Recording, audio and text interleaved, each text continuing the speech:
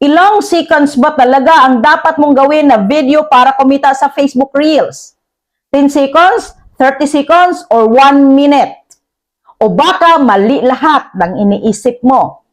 Kung gusto mong pumasok sa Creator Fast Track ni Meta, kailangan mong malaman ito. Unang-una, linawin natin. Sa bagong update ni Meta, wala ng fixed limit ang haba ng Reels. Ibig sabihin, kahit short o long video, pwede na siyang maging Reels.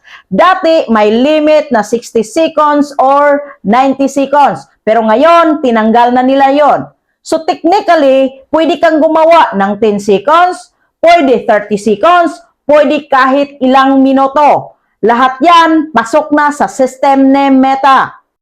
Pero ito ang hindi sinasabi ng iba.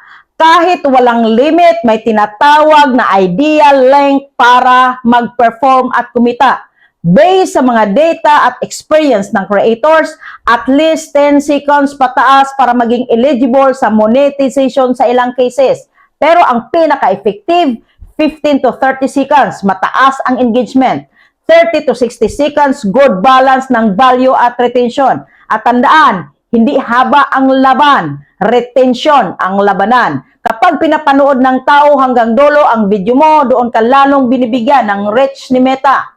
So kung gusto mong makapasok sa Creator Fast Track o mapansin ni Meta, ito ang gawin mo. Number 1, hook in 3 seconds. Dito ka mananalo o matatalo. Number 2, keep it short but valuable. 15 to 45 seconds sweet spot.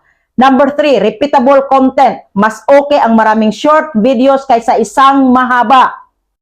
Kaya ang sagot sa tanong, ilang minutes ba ang short video sa Creator Fast Track?